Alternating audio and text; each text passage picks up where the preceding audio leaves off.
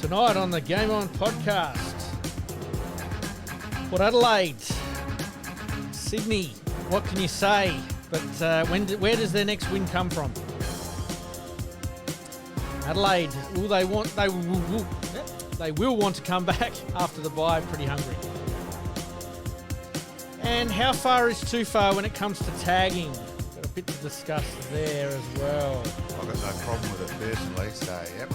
All right, let's do this. Welcome to the Game On podcast. My name's Pete, once again joined in the studio here with Malcolm. And Malcolm, how's your week been, mate? Yeah, not too bad. Busy day on Sunday with 3 games on the scoreboard at Nord. Yeah, that was a big day. Yeah, Sydney and Port Adelaide. I ended up at the Lockleys Hotel watching that game. And somewhere a bit different? Yeah, caught up with John Emery, the Nord photographer, watching that game. And look, Sydney should have won by a long way. Mm-hmm. And the highlight of the game was there was a guy in the bar who needed a Marty to kick a goal in his multi. In his multi. Yes. Gamble responsibly, everybody, and but yes. Basically, by the end, everyone was just laughing at him and giving him shit and that. And the poor bloke, he was ready. Yeah, he needed that to come in and a Marty's kick for goal.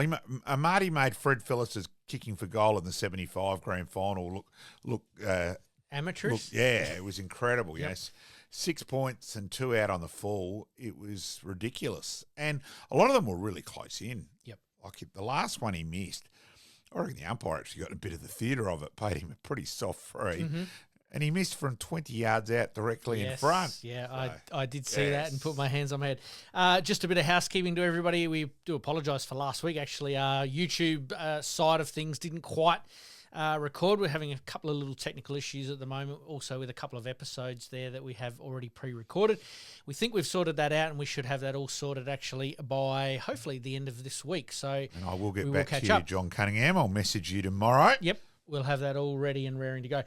Mate, huge weekend, just in sport in general, but the split round obviously in the SANFL, and we'll talk about that as we go on. All right, let's get into Around the Grounds. Around the Grounds.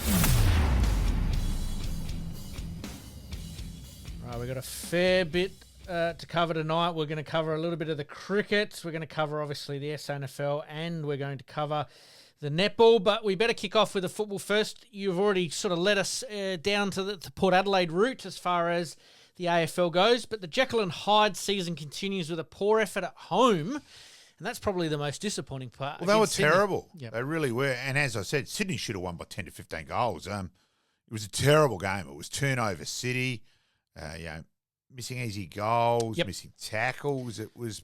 But scoring has been their problem all year. Is it a case of Marshall not being there? Maybe Lukosius not being? That does make it fair harder. Ollie Lord hasn't come on. Yep. They've tried swapping the ruckman as well. That hasn't worked. So, yeah, their second tall has been a huge problem. Yep. And they've sort of shuffled in and out their smalls. Berry and, it's Berry's first year. Yep. Richard's come over from Collingwood. And where do you play Finlayson? yeah, he's the problem. He's the other one who hasn't really just in and out, just not demanding his spot. Probably at times you wonder, come on, Jeremy, go that bit harder. Yes. Want it that bit more. It's certainly a frustration for Port Adelaide. Sydney probably, realistically, on expected score, should have won by about 52 points. I think I heard someone say today on the radio. Kicking goals is vital this year. It's up 20% on previous years. Another little statistic that I heard on the way home tonight, which really surprised me, that if you're able to kick accurately and you're able to kick goals, like anything, good kicking is good football and bad kicking is bad football. Well, it certainly cost Adelaide the game against Hawthorn. Yeah. But it conversely cost Brisbane against Adelaide. Yeah, exactly. So isn't that funny how that has happened? Is it curtains for Port Adelaide's season? And what do they do now? What do they do now? Oh, I think they'll just keep going at the moment. But whether Ken decides himself a few games to go, that'll do me. Mm-hmm. Not sure. There's no benefit of him leaving now, is there? No, really? There's not. There's no benefit to Josh Carr leaving now with only 9 rounds. Starting now. No, I'd just keep going. Do they try to win as many games, or do they look now at, say, draft position that potentially could help them? I know that's. I know we shouldn't think- draft Tampa, no, but I'm trying to think on memory that I don't reckon they've got their first round No. draft choice this year, so Yep. it doesn't really matter then in that regard. Yep. I just think you keep trying to win, but I think they've been exposed a bit. Sweet hasn't really had a good year last year, and you thought, well, he can improve and be, Yep. one of the ruckman. He's fallen away. We haven't seen Soldo at all. Yeah, and so that's a weakness. I think they fall away a little bit like Carlton. Yes, No, we'll top talk and about them fall in a away. minute. Yeah, Hide the fall away knives, a hide the scissors, because bit. that's frustrating in itself. Yeah, so So, and we talked about this a little bit over the last couple of weeks with St Kilda. Are Port Adelaide in no man's land when it comes to draft acquisitions, playing list, depth? well, Is that their biggest problem? It is looking that way because, look, losing Houston has hurt them. Well, and then conversely, part of that trade, Lukosius gets injured so early and haven't had him. So that's really thing. And look, if they lose Bergman this year, that's going to be, and it's in a draft which is pretty compromised with, as we know, with academy selections and all that. Yep. And then it's only going to get worse. Yep. So, yeah, I think they are a bit sort of no man's land. So let's just back up a little bit. Question without notice. You talked about academies there. Do you think each team should have an academy, or we have again? We'll just sort of revert back to the last couple of weeks. We have talked about potentially going back to the future with having a league, reserves, and 18s, and your having 18s, zones and all that sort of 18s things. Yeah, is your academy basically. yeah. When you zone, Yep. yeah. I think there's merits for it. There's probably merits against because then players get hidden and Yep. cloak and dagger stuff, and Yep. then comes Yeah, out but- where the wrong address gets registered. And Well, that's Yeah. going to happen no matter what. But you'd think that the integrity committee or the integrity unit themselves would be all over that at some stage. And what you do is you just make the considering they are sanctions with heavy. Yeah, and considering they are with the salary cap, yes. Yes, you make I the don't think you'll sanctions get heavy. away with stuff like you used to. Then you find out Yep. years later that Yep. someone never lived in that address and Yeah. stuff like that. Yeah, you just make the sanctions unbearable Yeah, that I agree. you lose draft picks or you Yeah. lose a fair chunk of money or etc. You'll find that teams will straighten up pretty quickly on that.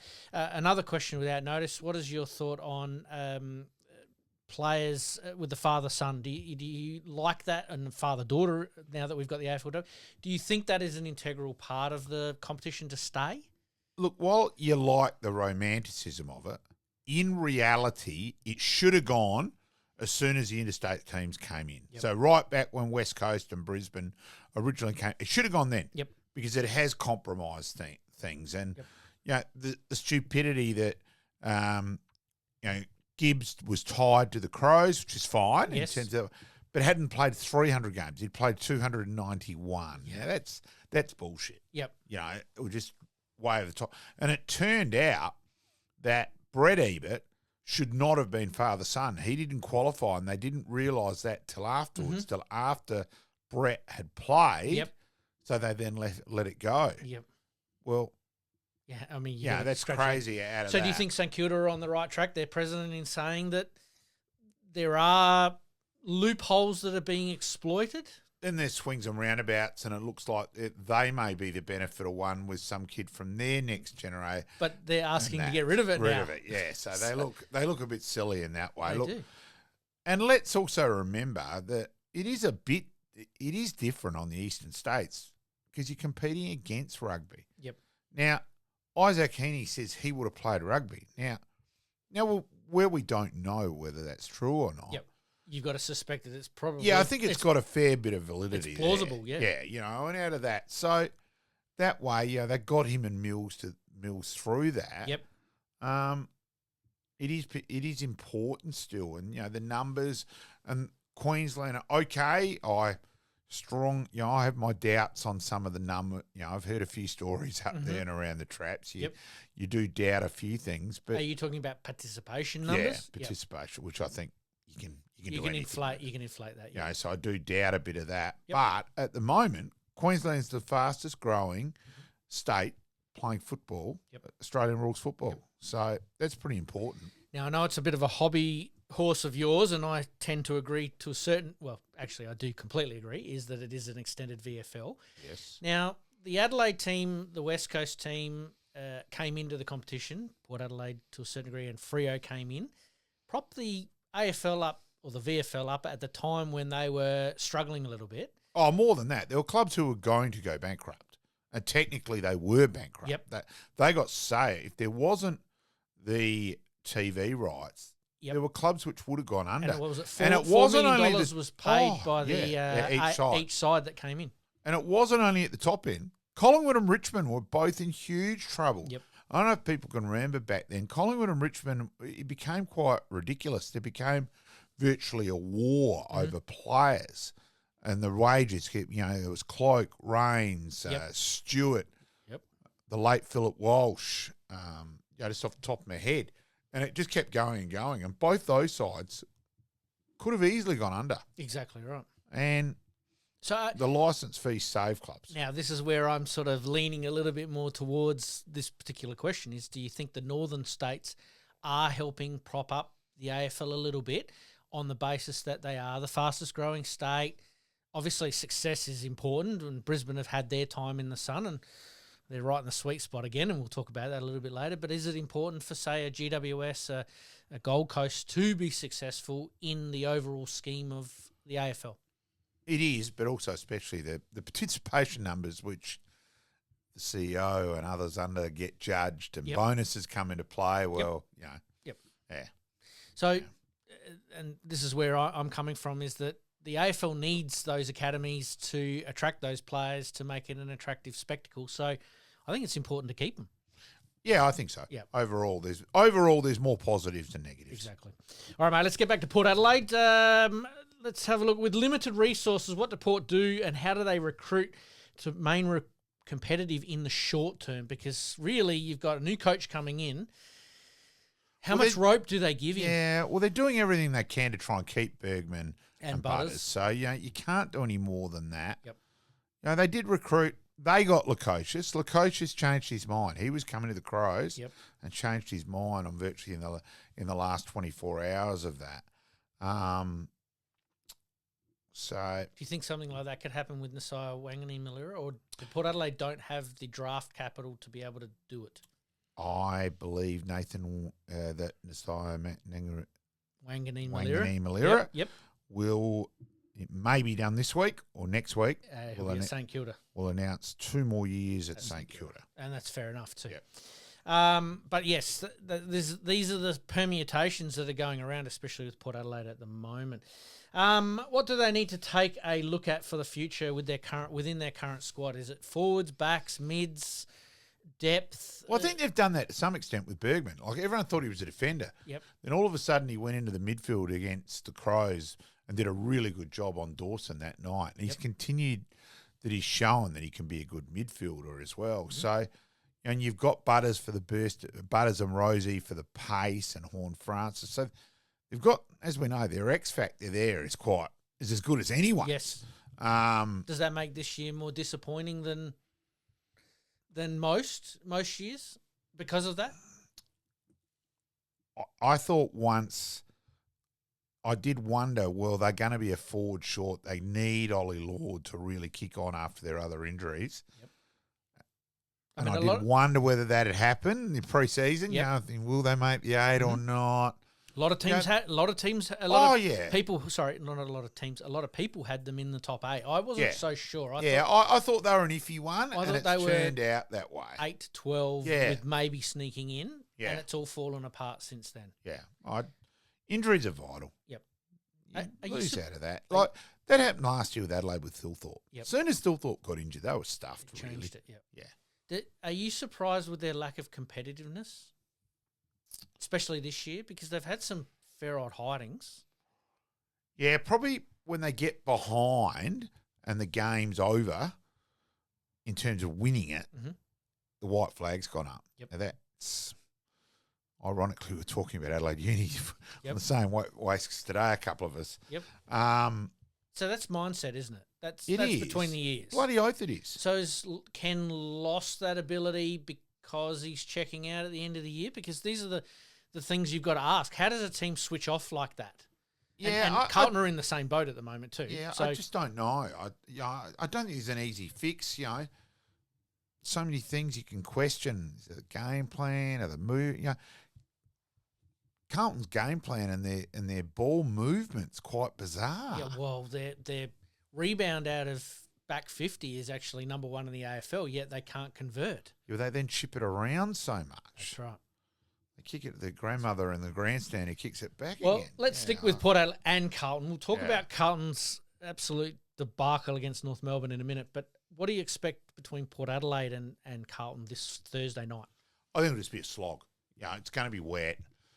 And even if it's not raining at the time, it's going to be very dewy. Who does it suit more? Does it suit Port Adelaide more or does it suit Carlton more? I think it's a bit of both. I think probably both. Maybe Carlton a bit more, but overall in that, I think it'll just be a slog. It'll be a low-scoring game. Yep. It'll be decided within 2 goals. Are you surprised we're playing a few Thursday night games in the elements like we have, considering we've got Marvel there, indoor stadium? Yeah, that's where it doesn't make sense. Correct. If you're going to play Thursday night, again, it's showing, they played in Perth last week. Yep.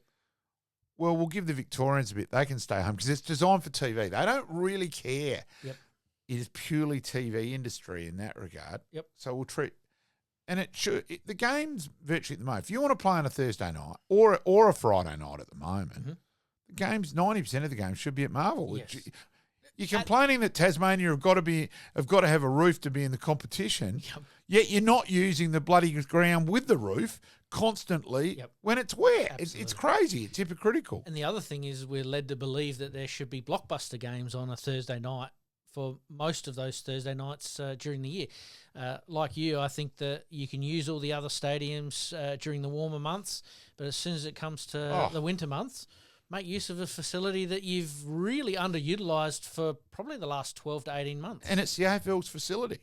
So it's crazy. Yep. Makes no sense whatsoever. Yep. Something for the new executive to take on board and something that obviously we're watching out for as well. Now, back on that. Yep. Now, I will never make this mistake again. Yes. I admit I went with info a couple of years ago. I checked the next day. Yep. Subsequently found out things had changed. Yes. Now, I will never not check something Yep. when I've got the ability to check it. Yep. And it was funny, again, showing Tom Harley how bloody organised he is. Yes. That he answered a message of congrat and sent back, and it wasn't just the cliche bit. He thought about his reply and that. And purely by irony, it comes through on the Saturday morning where I'm running a Unipass player show. Who am I standing next to when it comes through to my phone? And he sees who it's come through. What's Tom just sent you? It was Tom's dad, Rick. Yep. It's the pure irony. He's gone, bloody hell, he sent you a better reply than I got. There you go. We were under the impression that he probably wouldn't be moving from Sydney, but I think it's the right move, not only for himself and his professional career, but also for the AFL as a general community as well.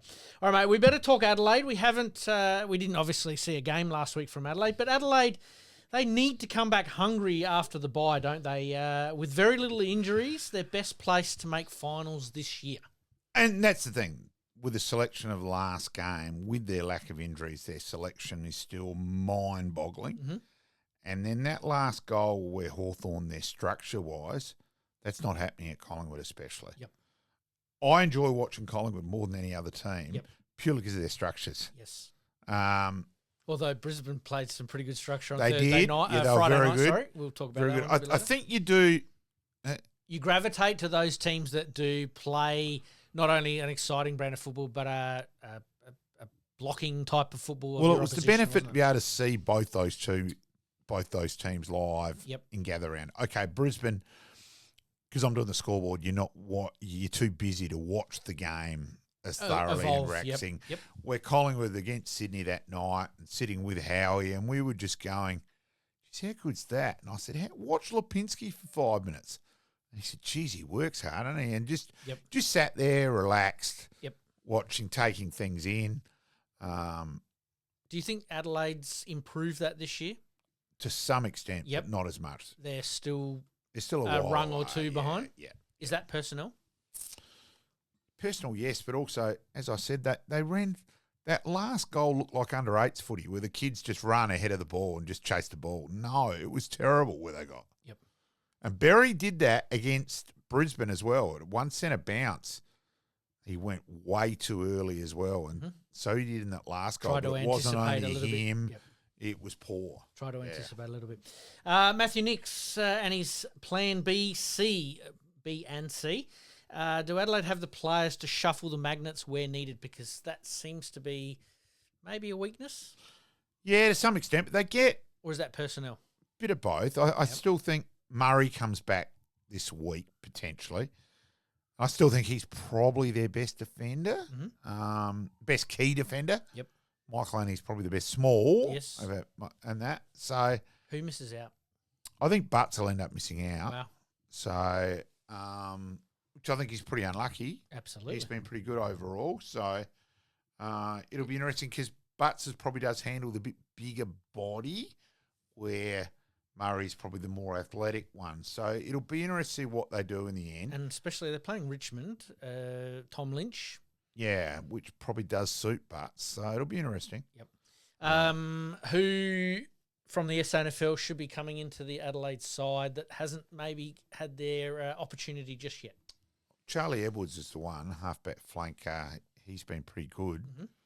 I still want to see Draper give him far more opportunity. Yeah, I don't. I get it. First year, you're making him earn it. You're giving him a taste. Yeah, I get all that. Yep. But for mine, he had to play last game. Start the car IKEA moment, that's for sure, from Adelaide. Do you think Matty Nicks does have a good plan A and B? They seem to adjust after the first 6 weeks of the season. They've now had an opportunity to have a fortnight off and reassess. There's not much they do need to change. You've got to give them their due that they had adjusted and stopped the opposition from scoring. Because at the start of the year, like that Eston game where 160 to 110, which was good to watch. Yes. But you're thinking, well, no, that doesn't win you in the end. Yep. So they have adjusted there with little subtle guy dropping back and just that bit better defensively. So subtle changes there. Do you see the bye coming at the right time to make some minor adjustments? Yeah, possibly. Because their forward line seems to work quite well. Their back line or their back six seem to gel very, very nicely together, and you've got Murray to come back into that, which probably gives them a greater flexibility. Is it their midfield that's the one worry? Still the question mark, yes. Still whether they've got there's Dawson elite by foot in the midfield. Yeah, but his statistics up forward, Adelaide are 3 goals better off when he's up forward. Up forward, yeah. So there's still, I wouldn't mind one more midfielder, and I still say that's where they should use Draper and give him the opportunities. Yep. But Yeah, that's I think there'd be certainly some Adelaide supporters out there that would definitely agree. Reach out to us on social media if that's what you think as well, or via private message. We'll make sure we mention it on the show, like a few of our other listeners as well that have sent through some stuff as well. Darren Phillips is not getting the notification, so we'll try and work on that. Absolutely. We've obviously talked about what Adelaide need to work on the break, but regardless of what happens, where does Matthew Nicks, does he keep his job? Has he done enough, or is it still finals or bust? Because their improvement this year, yes, you sort of don't necessarily look at it linearly. Well, I think there's still a long way to go. There's still games to go, and if they fall away like that, to make the 8's going to be close, as we know. They're talking 15 wins now. Yeah, so it's going to go down the wire still, I think, whether they make it or not. Yep. And if they miss out, finish 9 or 10, I think they'll still be baying for his blood. Yep. So let's wait and see. Personally, do you think he keeps his job? Too early for me. Too early. Too early to call? Yep, too early. Either way. Yep, okay. Personally. No, that's fair enough. Yep. Most people are either yay or nay, pretty black and white on this occasion, but no, you're holding fire for the moment. It's not sitting on the fence on that one. I just think it's too early. No, I believe that a coaching change could upset everything that they've actually worked towards. So that's my personal opinion right at the moment. But you're right. If things go horribly wrong and you lose the group, well, then that's understandable. And look, we've seen Carlton drop out of the 8 at this stage over the last couple of years. Essendon have done it, 2-3 years in a row. There's one team that invariably falls out, and Adelaide have got the advantage of a couple of good home games that they really need to put away, don't they? All right, let's talk AFL hot topics. How far is too far for taggers? Trying to put some of the best players off their game. We're talking obviously the Nick Dacos. Personally, one. I thought it's a mountain being made out of a molehill. What about the knee to the hamstring? Yeah, look, he could have got a couple more frees paid against him, but overall, I didn't think he did too much. Look, I admit, I was watching that game at the Arkabar, so I'm in a group, so I'm probably not watching it quite as closely. Yes. And you're still thinking, they're going to run over St Kilda. Absolutely. And Rara. Yep. But I enjoyed the duel. Now, let's also remember, back in the old days, you actually used to stand a player. The centremen used to have duels. Yes. Okay. Ebert versus Taylor versus Seacamp, Marker. Yep. You know, Robin was probably ruck roving then, but Macca and Timmy G. Yeah, but after that sort of thing, a little bit later, but players actually stood each other. Now they go on the ground, shake hands, have 30 touches each, and everyone says they're the best two players on the ground. You know, so that's where I really like Josh Dunkley because he works his ass off defensively as well. So for mine, I just think it's a mountain made out of a molehill. I think it was a game where Nick Dacos has taken a huge stride forward because he's being tagged a couple other times in the too hard basket. Now, I don't think Collingwood – it's probably the only time Collingwood haven't been as organised for something against Melbourne. Sure enough, they were on Saturday night. And they helped him out. Exactly and I thought it was great. I thought it was very good by Collingwood to help him out, and it was a good duel. And in the end, Dacos gets the points, and someone's questioning, it hurts their chance of winning the Brownlow. Bullshit. I'm happy to have probably a bet. Enhances. I'm happy to bet that Dacos gets the 3 votes on Brownlow medal night. Yep. And the Brownlow's a bloody midfielders medal. So what's your problem? Yeah. Do we see tagging coming back into vogue? I hope so. I think there's a spot for it. It's a legitimate tactic, isn't it? James Jordan for Sydney generally does a good job. He doesn't automatically take the on-baller. He quite often will stand the dominant halfback flanker, and I love that. Yep. Ironically, he struggled standing Rosie at the SCG, which was interesting. Because the halfback flanker has now become, say, the quarterback of the AFL, where because they we are set it up. becoming more a game of basketball. Offense and defense, and that's when you score on the turnover. So the halfback flanker who can run and deliver is just so important. It's gold, exactly right. And that's why Adelaide have thrown out a pretty good offer to Nasai Wangani Malira, and obviously St Kilda are going to match that because they have every right to, and good on them as well. Well, they have to, really. Well, they lost him, jeez. Yep.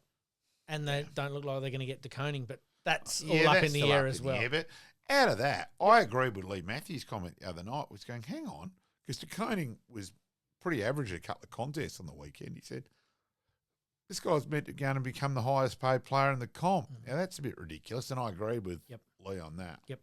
I think that's where it's got out of control. Yes. All right, let's put away the knives. Anything sharp around here, because Carlton are an absolute rabble at the moment. North Melbourne taking them down by 11 points, but where does it start for Carlton? Is it coaching? Does he survive? Is it their best between their best is and their worst is just way too far apart and has been for a period of time? Well, it's also a bit mystifying that Kennedy and Owies get the lemon and SARS. Basically, neither of them were what were wanted. Yep. And yet they were those X Factor players that gave them not spark, but for mine they were for mine both were still well and truly in the best 22. Absolutely. I thought Owies was Carlton's best small forward. Yep. And they gave him the flick, and then they've kept looking for they recruited Francis Evans, who's already been at 2 clubs. Will White, as much as I love Razzle Dazzle as a Nord man, unfortunately he's always injured. Yep. So Owies was the cut and paste best small forward. You knew what you were getting, and he was good defensively. Yep. Now, you're sitting there, they can say, he hasn't done much for West Coast. Well, of course he hasn't. He's gone to the worst side in the comp. Exactly right. I still think they were 2 mystifying decisions. So they tried to go defensively to fix their defence a little bit too much, and they've actually gone too far to the left. And Curnow seems to have gone backwards. The delivery doesn't help, though. No. And whether he should have played on the weekend too is obviously in big doubt. Yep. So but they're thinking, well, hang on, we already haven't got Kearney. I'm surprised Harry Lemmy hasn't been given a chance yet. Do you see them trading either Curnow or McKay? Depends on what they're offered. You know, I think, you know, who's most desperately need for a good forward? Melbourne, Sydney. Yeah. What about Brisbane? Yeah, well, they reckon Allen's still. Well, they've said Hawthorn to start with. They reckon Brisbane's the front runners at the moment. Oscar Allen, I don't rate as a big pickup in No, a draft. It's not no. that. I think he's a good role player. I just don't think he's your number one go-to guy. I think he's a reasonable player. I think Yep. he's a bit better than that, but yeah, I don't think he's the top shelf. Yeah. Or is he Danaher before he went to Brisbane? Because Danaher was a bit hit and miss at Yeah, Essendon before he went, and they persisted and they with got him. his body back was probably the main And then one. became- And Allen, they might be thinking the same thing, but you know, it's not like though Danaher where they reckon the Brisbane weather Yes. and that helped more. Yes. Well, Allen's been going for WA, so Yes. maybe it might. Yeah, so As I said, I think he's a Yeah. great player, Allen, but I just don't see him as that number one target that any team's desperately going after. So that goes back to my first question. And Who's at in the who's in moment- best need of a key forward? yeah, and at the moment you can sit there and argue after the last couple of weeks. So let's wait and see what happens the rest of the year. But you can say, hang on, Logan, you've already got Morris, so do you want to really recruit Allen and spend a fair bit of your salary cap there when you've got Morris? Exactly. So yeah, Right. Yeah, it's a bit of a worry, that's for sure. Yeah, as it's well. interesting.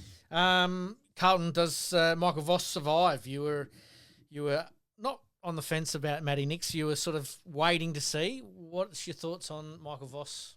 I hope he stays. Now, whether they have to change the people around him a bit, because he's had the same team that whole time he's been there. Yep. So that's probably a big chance. Yep. And look, Hardwick very nearly got sacked from Richmond, survived just. Bomber Thompson very nearly got sacked from Geelong, ended up staying. Yep. In the end, Hardwick's won 3 flags and is now treated like the Messiah, where he can get a job anywhere. Yeah, and it doesn't where I matter still what he think does. a certain end balm was vital in that regard. Just for keeping him on the straight and narrow and stop panicking when something didn't work and wanting to change it immediately. Barmy just brought in all that desperately needed level-headedness. Yep. Yeah, so I hope he does, but then you can argue, is it too stubborn? Is it all, Carlton crash and bash? And they do lack guys with an elite leg. Mm-hmm. There's no one in that Carlton side that you're saying has got... You'd put your life on it and say with he can disposal deliver. by foot. Yep. It's very much a just boot it forward bit. So, yes, I agree with you. I'd hate to be playing forward with them. There just seems no connection, which was the buzzword last year, between mids and forwards. And I think Kemp getting injured's hurt them. Yep. I think he was, or he had that X factor, and he was a guy who was going to be a really hard matchup. Yep. Because if you'd had Mackay and Curnow, and so then Kemp gets the third defender, all of a sudden he could have been, the man. So we just don't know. Yep. So, yeah, but... So you reckon it's the coaching panel rather than the coach? Possibly, but I think you've got to query who they've recruited. Now again, as someone said the other day, they've carried on about losing Jager Smith. Mm-hmm. Let's remember, he hasn't played a game yet. Yep. Now, yes, he's a high draft choice. And yes, a lot of people thought he should have gone 1 and he went to 3. And he's going to be a good player. He's flying in the preseason. So we all realise that. He's going to be a good player. Well, but he's an outside, whereas you've got Walsh and Cripps. And it's incredible. You've only got to need 1 or 2 to change things up. Yep. So I agree totally in that. But you're putting a hell of a lot of pressure on the kid before he's played a game that he's meant to be the saviour. Yep. So, but then again, that's what Carlton do, and they have done previously. They're not backwards in coming forwards, Carlton, especially when it comes to sacking coaches. I mean, what have they had? 5, 6 coaches in the space of the last 15 years. So, that's going to be an interesting watch and see, obviously, for the remainder of the season. Let's take nothing away from North Melbourne. North Melbourne played brilliant football, but they've forgotten how to win because they never scored in the last quarter. First time since 1958, I think I saw somewhere on the Shinboners social medias or something like that. First time since 1958 that they won a game by not scoring in the last quarter. If it had gone a couple of minutes longer, that might have been enough. Yeah. Yep. Where do you see Alistair Clarkson at with this group? Do you think he's just building quite nicely? Not nicely. I wouldn't go as far as that, but they've been better over the last few weeks.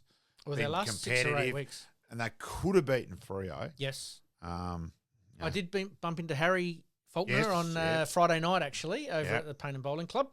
And he said, I know you love a good stat. The stat from North Melbourne over the last 6 to 8 weeks is they've been right around the mark. Yeah, they have been. Yeah, there's no doubt about that. And Harry knows his roots. He does. He definitely knows his roots. And that. So there is steps in the right direction. And really glad to see Toby Pink, who played over here at Glenelg. And, as everyone thought, well, he's just going to be a depth and play the odd game here or there. And he's been very good the last few weeks. Absolutely. What about Harry Sheasel? Getting there. Because we haven't really...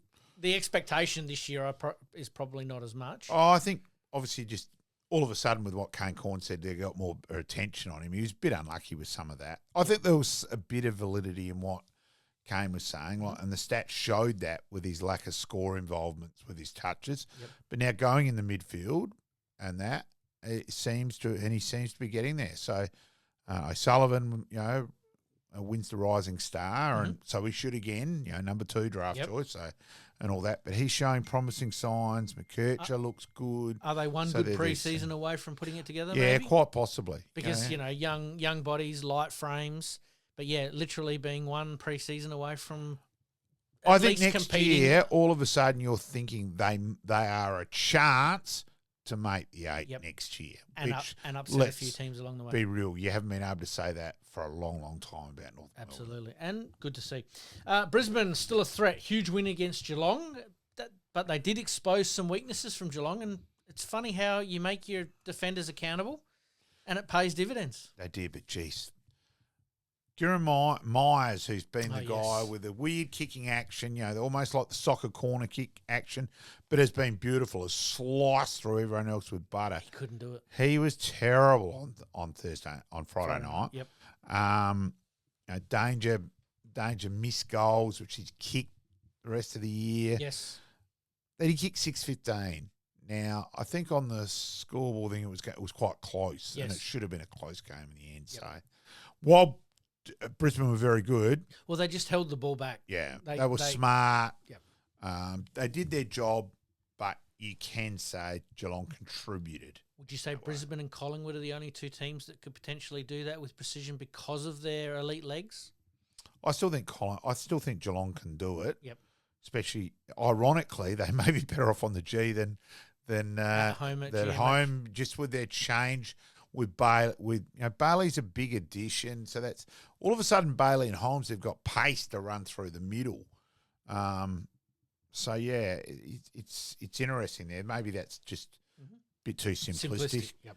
But I still think they're a big chance. Absolutely. All right, the Bulldogs are a genuine contender. Yeah, I think they are. Darcy, you got to remember, Darcy's in the top few players in the comp. He's 6'8" billion. Yep. You can't spoil him. I don't care who you are. Yes. Especially when they pay any remote close to chopping the arms nowadays. It's not like what you could do. Yep. So him back just changes them up. The Bont's just ticking along beautifully. Treloar's a bit of a loss. He is a loss. But he's not as big a loss as previous years, is he? Well, I think Fraser for mine, he looks like, and Ed Richards statistically is the best player in the comp at this stage. Yep. And I think Fraser can be there as well. So I still think it's a very, very, very, very good midfield, even without Treloar. Absolutely. Can Sydney be the Smoky this year? Yeah, a little bit. I'm not quite. Or have we seen a too small a sample size with everybody back? Yeah, it's too small a sample, and Port were terrible. Yep. Let's wait and see how they go Friday night. Yep. I'll still be tipping the Bulldogs in that game. Yep. I think there's some interesting games coming up that are going to shape a few of these permutations. I think their top is still well in front of Sydney's, but I'd love to be wrong. I'd love Sydney to get up Friday night. Will Gold Coast trip up before they make their historical finals debut? I still don't think so. I still think they will in terms of, their performances, again, have been good without winning. It's not like they've fallen away and been terrible. Like, they should have won that game on the weekend. It was a quite crazy game. 6 goals, 7 in the first quarter and scoring it at will there. Yeah, and they missed a couple. Walter missed a shocker, and I rate him, but he's got to be better than that. Yep. I think an under 10 could have got that. Yeah, Even I could have got that with the opposite leg. It's going to be an interesting watch for West Coast. All right, mate, let's quickly just go through the games from last week. Freo getting up over Essendon. Predictable. Correct. We obviously talked Brisbane and Geelong. Luke Jackson's performance in that game, while he was against only Vicente's the brother of Vigo Vicente. Yep. What a great name. Yes. That was pretty incredible. But his effort, 48 hit outs, 3 goals, 20-something. It was pretty elite. Heard a statistic tonight that if he is playing in the ruck, Freo are, 3 goals better off. If he's not and he plays any other position for the 100 minutes of the game, they are 52 points worse off if they...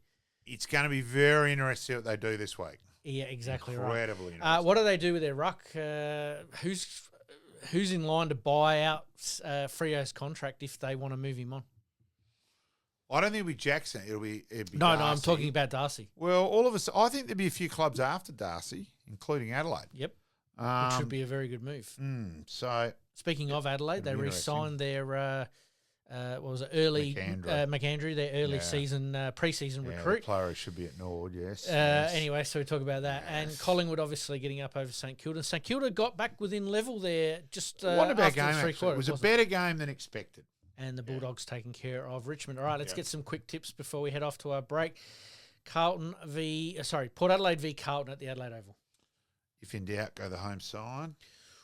Big call. Yeah, I reckon there's going to be a response from Port Adelaide this week, but I'm going to stick with Carlton. Sydney v the Western Bulldogs. Western Bulldogs for me. Gold Coast v Melbourne. People First Choice Arena. Big game, huge game. I'll go Gold Coast. If Gold Coast lose this one, then suddenly it's a bit, It's going to make it very interesting. Hawthorn v North Melbourne.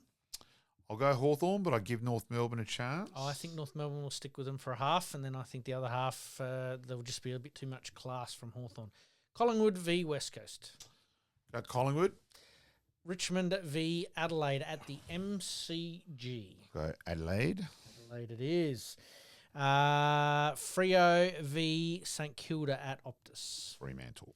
And that means there are buys to Brisbane, Geelong, Essendon and the Giants. Mate, one last quick one before we get off to a break. What do you think about, and we talked about this with the opening round buys, but do you think teams that are on buys should play each other after the bye? Yes.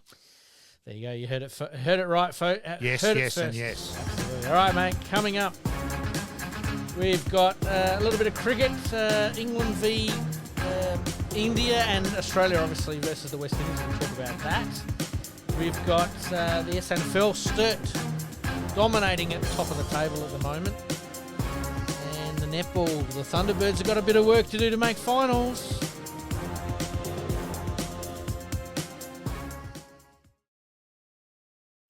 You're listening to the Game On Podcast. We'll be right back after this short break.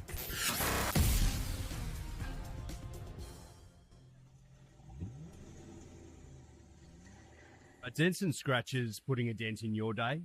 Introducing Roger Steen Crash Repairs Adelaide, your trusted solution for automotive woes.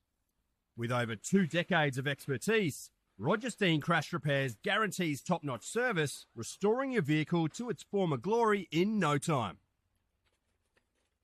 From minor dings to major collisions, our skilled technicians handle it all with precision and care, using state-of-the-art equipment and techniques. Roger Steen Crash Repairs saved my car. It looks brand new. Fast, friendly and reliable. I wouldn't trust anyone else with my vehicle. Don't let accidents slow you down. Visit Roger Steen Crash Repairs Adelaide at 14 Penner Avenue, Glynde, for quality service you can count on. And here's a special offer just for our listeners.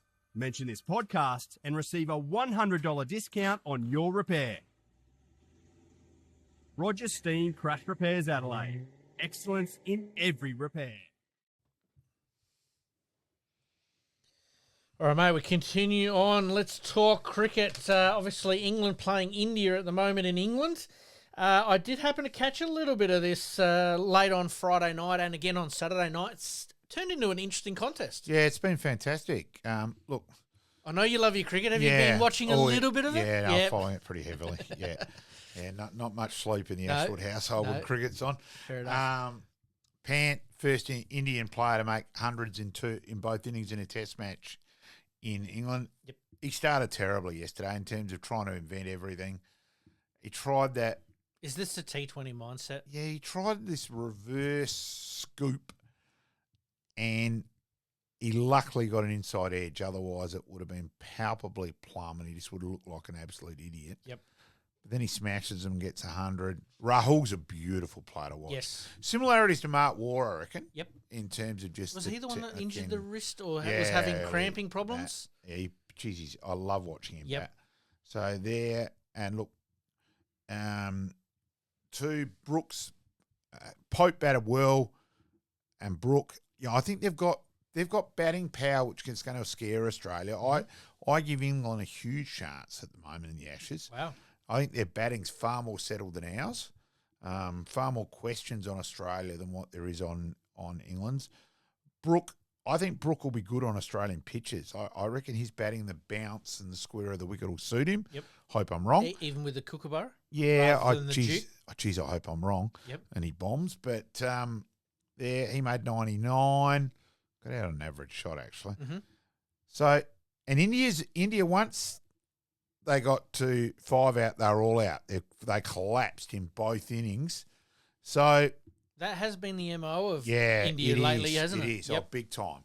So they need, they lost 3 wickets in 4 balls to get England effectively back in it. So needing 371 to win. 336 currently at the moment. They're none for 35.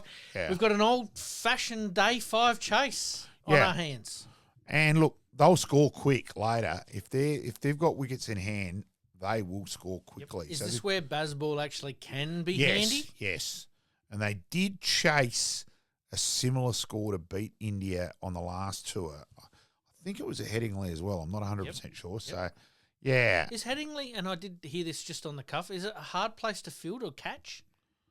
Can be, they reckon, with a cloud comes in, you can lose it a bit. Yep. But, geez, it's a quick outfield. And no joke, it's marginally bigger than this room too, Really? Pete. Ball beats the infield, it's 4. So you do score very quickly. So you can play lawn bowls on it, basically. Basically, yeah. Oh, unbelievable.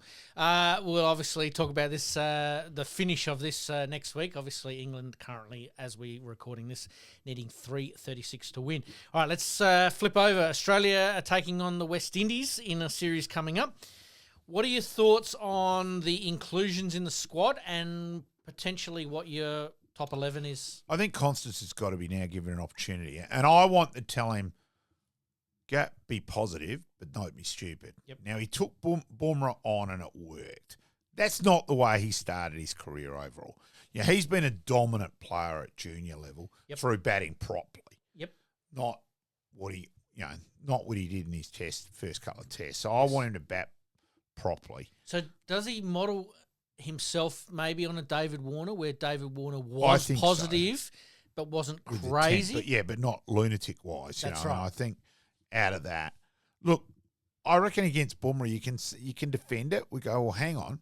We tried batting properly against him, and he was just making mincemeat of everyone. Poor Nathan McSweeney was unlucky there. I still think he was very unlucky, and his innings, his vital part of the Test win in Adelaide, seemed to have got forgotten very quickly. Yep. Is that because it's a boys' club? I know this is a controversial topic, but is it because Cricket Australia or the Australian men's team is a little bit of a boys' club? They stuck fat with some players that probably should have been given a little bit of an opportunity at the lower level to get some form back. It does seem easy to get in than out. Yep. And look, with Labuschagne, I've actually agreed with a couple of the comments at the moment. Send him back to Glamorgan. Go back to Glamorgan, make plenty of runs in county cricket, then make runs at the start of the Australian summer, and then we'll play you. Yep. At the moment, he's been in 6s and 7s. He didn't really in the World Test final. It was neither one or the other. He didn't. He got out both very tentatively in both innings for 20 odd in both innings. So he had actually got a start. He couldn't go on. Now, if he'd gone on with one of those innings, he'd still be playing. Yep. I think Kawaj is very lucky. I think he's on borrowed time. Well, but do you think he's there to mentor Constas? Possibly, but at 38, Bumrah made him look stupid. As we, and again we go, well, hang on. The wickets are harder to bat on in Australia at the moment than what they've been for a fair while, like especially against the new ball. Yep. Okay, Rabada's very good as well in the World Test Championship final, but the runs he's made were in Sri Lanka. Yep. Totally different. Yep. They batted against three spinners. So that's a trend when it comes to better wickets, basically, is what you're saying. And he batted against spinners. He's still a very good player at spin. So out of that, I think he's doubtful. Obviously, Smith comes back in. Yep. Then they've got to decide what they do. Head plays 5. Head will stay at 5, and I agree with him staying at 5. Cameron Green, where are you playing him? 4, 3? Well, I still like him back at 6. 6, yep. Personally. No, that's fine. And if he doesn't bat 6 for me, he bats 4, and Smith bats 3. So I don't want him at 3. Yep. And I thought it was ridiculous that he'd gone over and played county cricket, which was great, and he had to because he hadn't played any other cricket, so he had to play county cricket to get considered. But he batted 5. Well, if you're going to play him, well, you had to go to the county. No, we want him to bat 3. Would they have facilitated that? I would have thought so. Yep. So, or 4. So I couldn't work it out why they batted him 3. Interesting. Where's Inglis sit? Well, they reckon he's going to bat 4. Right. I'd have him at 3 and Green at 4. And Head at 5. Yeah. Carey at 6. No, I think I'd back Carey at 6. 6, yep. But I think they will go with your Webster at 6. Yep. I'd bat Webster at 7 personally.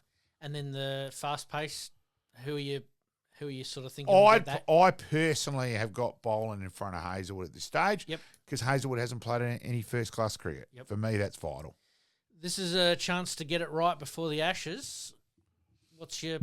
And I also think out of that was I would have said to Nathan Lyon, I want you to get an English county cricket championship contract or some cricket over in England, so you've bowled before the World Championship final. Because if you look through... He starts slowly, and then he comes good at the end, yep. So he needed some bowling. So I'm not surprised he struggled in the Test Championship final. I think Australia did not do anywhere near enough obvious homework. And I'm sorry, for mine, that's an obvious one.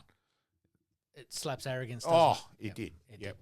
All right, it's going to be an interesting watch. We've sort of worked through our top 11 there, I reckon, with batting positions and players coming in. Last one, obviously, Nathan McSweeney is obviously included in that squad there. Do we see him getting an opportunity at some stage? Nathan's a very good player. He's a very good leader. I think he's still a distinct chance to end up captaining Australia. Yep. So I will be surprised if he's not back in the equation. We'll make a note of that on the 24th of June, 2025, that Malcolm here said that Nathan McSweeney is a future leader, which I think you've done previously. But I tend to agree with you. All right, let's move on to the SANFL. Sturt cement their credentials atop of the SANFL ladder with a very impressive win over Glenelg. And over 5,000 people at Glenelg again. And I'll tip my lid to Glenelg. When we played there on Anzac Day, sitting with 4 other Glenelg families, and there was 20-odd kids there, and so talking to a couple of and one of the mums said they've done up the playground, and all the kids want to come to the playground here. So she said, we're just taking it in a roster basis by a quarter, and couple of guys who want to watch the footy the whole game, they're going to watch the footy. A couple of us who don't really care will do that and all that. But, and it was and I said, look, huge congrats to you. You've got more kids here today than Nord have all season. Yep. And I did notice on Nord on Sunday they had the bouncer castle up and going again, which was good. So there were a few kids who were going past and go over to play the bouncy castle. Yep. I personally, and again I'm talking personally, Mm-hmm. I'd love to see that relocated to another spot and stuff added. Yes. That's how I think they've got it. That can be one angle where... Could there be a grass hill at the parade? Well, yeah. Could it work? It could. Yep. Obviously, with gather around, it'd have to be stuff which could be taken in and out, not permanent stuff, because you'd purely attendance-wise and all that, it'd have to come out for gather around. Well, could someone like a major sponsor, Australian Outdoor Living, I think, with Nordic, Yeah, could they provide some synthetic surface? Yeah, I would think so. I think there's ways around it. And I made the point, and I'm hopefully not being considered, I'm speaking out of school, whatever, but I firmly believe for an SANFL team, when they have a game on a Sunday, yes, they should make it local clubs day. Yep. In terms of, and I don't care how many you pick, work a format out if you only want to do two and have an old boys game between them as well. Payneham v Athelston. Yes. Or Tetra Gully v Modbury. Yeah, there's the from the Nord area. Yep. Every club's got Sturt can have Unley and Mitcham and all that side of things. South Adelaide are the ones where I think that could really work down there. Halloran Hill, Flagstaff Hill. They have a big catchment area down there. Huge stuff. Yep. And I think the clubs have got to be smarter there. I don't care if you give away 500 or 1,000 tickets to each club. If you get them through the gate, they're spending money on food and alcohol. Exactly. And I just think it's... And have junior stuff as well going. I certainly know, to Woodville West Torrens' credit, they made the game against Adelaide because Adelaide didn't have a reserve side. So they actually managed to get it so that was the only game. So they did kids coaching, and that became their biggest day of the year. Yep. So, and Nord did something similar in a game against Adelaide. Oh, it's a few years ago now, and it worked. And they actually saw a huge spike in the canteen sales 15 minutes after the kids' games had finished. Yep. Again, not rocket science. Yep. And I just think the SANFL clubs have got to be smarter. Speaking of the SANFL clubs, could a West Adelaide and South Adelaide be a merger? We have talked about it previously, but a legend of football in South Australia here has come out tonight on local radio saying that Woodville West Torrens have done it successfully. Could West Adelaide and South Adelaide do it successfully? The problem with that, you've still got to remember, at the moment, Adelaide and Port are in it. Well, let's say Port and Adelaide stay in it. Does it make sense? Possibly, but... All right, then let's flip the coin. Let's say Port and Adelaide are out of it. No, well, then you desperately need them. You can't afford to lose a club. Yep. And I still think that's the big thing. Now, how long you can have West Adelaide surviving, really, because the SANFL is a worry as well. Look, I can't understand that the other SANFL clubs saw, writing on the wall is probably not the best terminology, but the benefits is a better word. The benefits of moving their pokies out on a main road. Yep. And they've all done it. In North Adelaide, Nord, successfully, Woodville, West Torrens. Yep. West Adelaide's have still got theirs down there. It's crazy. They had an opportunity a few years ago and knocked it back. For mine, that was a bizarre. Could the SANFL come over terrible the top decision. there and say, "This is your business plan," and I think it might have to be that this is case. what I'm saying. Yeah. Because, I mean, it would be sad to see another couple of teams merge, but at the same time, if you're talking about the survival of the SANFL or their clubs like a Torrens and Woodville at the time, we're almost heading down that same track now, aren't we? Yeah, it's a worry. Yeah. As an SANFL, well, it'd make it a 9-team competition, or if Adelaide and Port Adelaide go, it makes it a 7-team competition. You can't have a 7-team. It's getting back to the old days where you play each other 3 times, one home, one away, and one at a neutral venue, which may be an option later on. I think if it had became that, you'd have to get either a Mount Barker or a country team to come in. You'd have to get another club. Might do a little bit of research on that and see which might be the best clubs. All right, let's quickly talk about the Thunderbirds, just holding on to a historic finals berth to challenge for a 3rd premiership in a row. They're currently just sitting outside the 4 at the moment. some interesting games coming up. Can they do it? Is their form good enough to give the top 4 teams a bit of a shake? Their form's not good enough at the moment. No. Yeah, it's a bit of a worry, that's for sure, as far as matches go. They did go down to the West Coast Fever, 68-63 there on the 20th of June. They have got the Vixens coming up. They're sitting in 4th, and I think 2nd and 3rd are playing against each other. So there's a real opportunity there. It's a must-win game. Exactly If they win this, they're in a chance. If they lose, it's pre-season trip time. Absolutely. All right, mate, let's take a bit of a look at what's coming up on Friday. We've got Jake Lehman. Really looking for that one.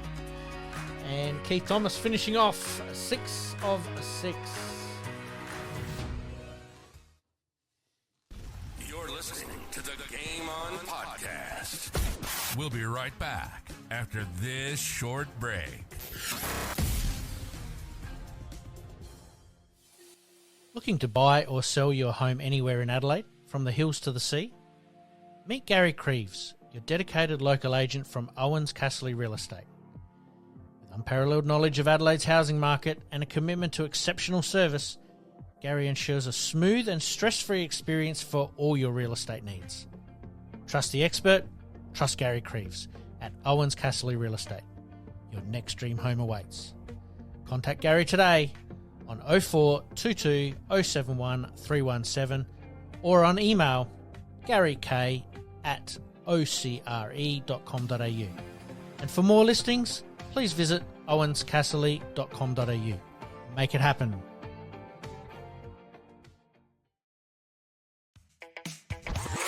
Flashbacks.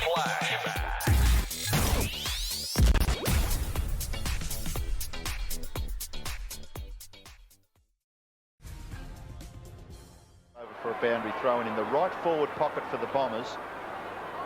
They lead by that bare margin, 20 points, but in the context, we might really have a... Well, amazingly here at Waverley in round 10, St Kilda playing Essendon in Saturday night football, there has been some sort of power failure. 5 minutes or 4 minutes 47 seconds to go of the third quarter. The Bombers were leading by 20 points. And the whole place is in darkness. There's now some safety lights pointing over the ground in front. We see the Essendon huddle with Kevin Sheedy. The St Kilda players are down with Stan Owls on the bench. And really, these are night lights, not the power of the lights. And everything just went black as we think Ryan O'Connor had a free kick or perhaps a shot at goal. So the margin's either 20, 26 points, or he might have even kicked the point, Ian Robertson. Dear, I think it's hilarious, actually, Malcolm.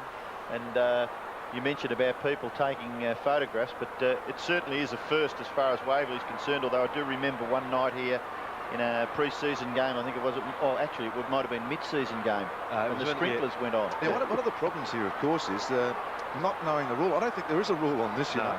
I don't think this has ever happened before. The players are rugging up there quite wisely so. Now, if we can't find out the reason why, and if this power can't come back on, the AFL will then have to make a decision on, do we give it back to Essendon? In fact, more lights have gone out now, so normally those safety lights coming off another generator usually, rather than perhaps the normal power supply have now gone. Extra time. Big finish.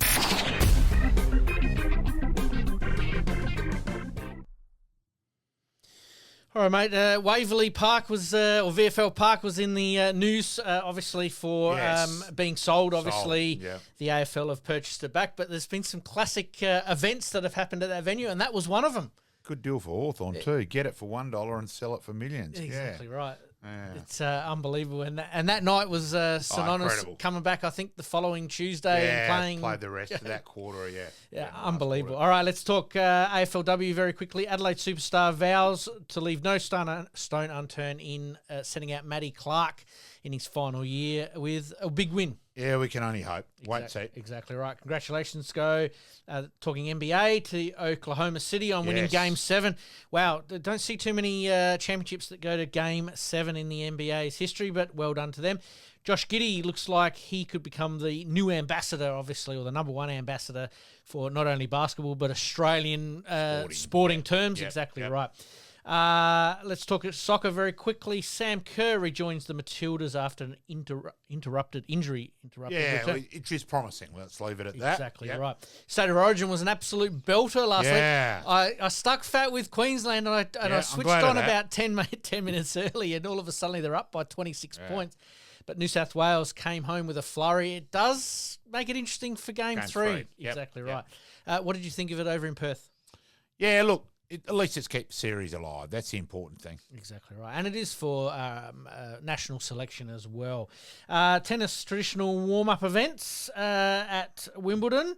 A couple of Aussies doing very, very well. We've got Tristan Schoolkate, Lee too, obviously here from South Australia, James McCabe and Alex Bolt all getting through their first round of qualifying. Yeah, Congratulations. so something. We'll follow that in more depth next week. All right, last couple of ones, mate. Players taking unders to keep their teams together for continued success. Are you a fan of it or not? Yep, I am. Yep. Absolutely. And the last one on golf, Minjee Lee, obviously having great a result. big win. Puts her in some pretty elite company, especially as Yes. Australian title wins are greats as well. Yeah, with so Jan Stevenson and Carrie Webb, Yeah. exactly right. All right, mate, we've got to wrap things up there. Sorry to everyone that we're rushing through this last little bit. We have run out of time tonight, but as per usual, thanks for listening. Like, rate, subscribe, do all of those things. Pass it on to friends, family, and anybody else that loves listening. Mate, thank you this week. Thanks, and mate. we'll do the good, the bad, the ugly next week as well. Yep. All right, mate. Thank you. Thank you.